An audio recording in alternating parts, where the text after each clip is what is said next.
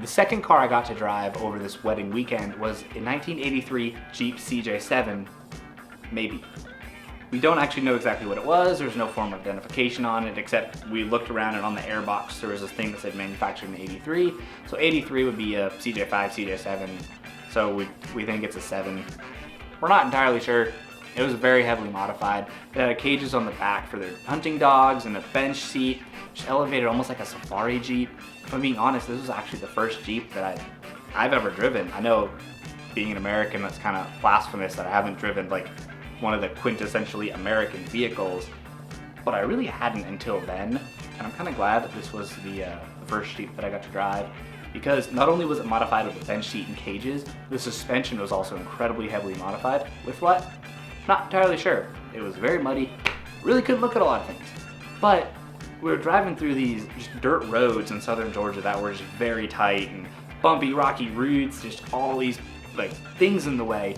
And this Jeep is cruising like 25 miles an hour over these roads, just like flat. You did not feel like a single bump. It was just incredible, and it was so much fun, and we just kept driving it around this like dirt road for hours and hours and hours. We went out and took pictures one morning, and that was actually the first time we got to drive it, and that was when I learned that the driver's seat was actually stuck in the all the way back position. And being of the shorter variety, that made changing gear very hard. I had to grab the steering wheel, pull myself up to push the clutch all the way in to then change gear, and then sit back and barely be able to reach the steering wheel. But that was a ton of fun. Now, on about the steering wheel. That was actually very vague, the steering. We would turn it, there really wasn't anything. Oh, there we go, started to turn a little bit. I mean, you kind of got used to it, but it's not something you really should have to get used to, because, yeah. We'd be turning slightly and I'd start turning, we're just still going straight. I'm like, well, there's a tree in front of us, let's just, come on. But it was just incredible. And while the Chevy 210 was the better car to drive, the better driving experience that I had was with this Jeep CJ7.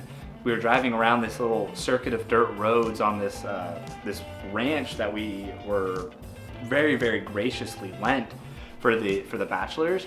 And there was a heat lightning storm off in the distance, so there was like no rain, a lot of lightning, no thunder, and we're just driving around these roads as fast as we could.